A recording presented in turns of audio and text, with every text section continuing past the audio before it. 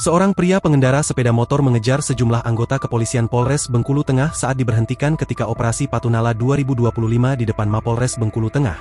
Senin, 14 Juli 2025, sekira pukul 10 waktu Indonesia Barat. Pria yang menggunakan sepeda motor Honda Beat tanpa plat nomor kendaraan itu berhasil ditangkap setelah dikejar hampir 20 menit. Dari hasil pemeriksaan sementara, diketahui sosok pelaku berinisial R, 33, asal Kelurahan Panorama Kecamatan Singgaran Pati Kota Bengkulu. Kapolres Bengkulu Tengah, AKBP Totok Handoyo melalui Kasat Reskrim AKP Junairi menjelaskan, saat ini pihaknya masih melakukan pendalaman terkait motif dan identitas pelaku.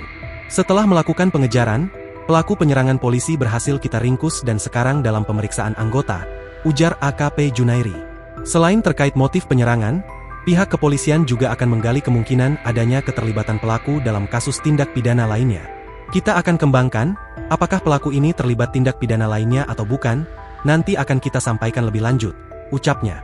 Sebelumnya, aksi pengendara sepeda motor yang mengejar anggota polisi ketika pemeriksaan operasi Patunala 2025 di depan Mapolres Bengkulu Tengah. Senin, 14 Juli 2025, sekira pukul 10 waktu Indonesia Barat. Kejadian tersebut bermula saat anggota Polres Bengkulu Tengah sedang menggelar pemeriksaan surat-surat kendaraan di depan Mapolres Bengkulu Tengah.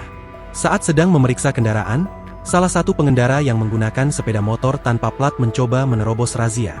Kemudian pihak kepolisian mencoba menghentikan pemotor dan sepeda motornya tersebut hingga terjatuh.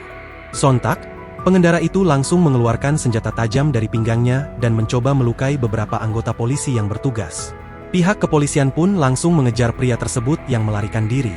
Tembakan peringatan juga dilepaskan oleh anggota polisi, namun tidak diindahkan oleh pemotor tersebut dan justru memilih kabur ke area perkebunan warga. Pemotor tersebut berhasil diringkus setelah pihak kepolisian mengepung lokasi pelarian pria tersebut dan dikejar selama hampir 20 menit. Download Tribun X sekarang, menghadirkan lokal menjadi Indonesia.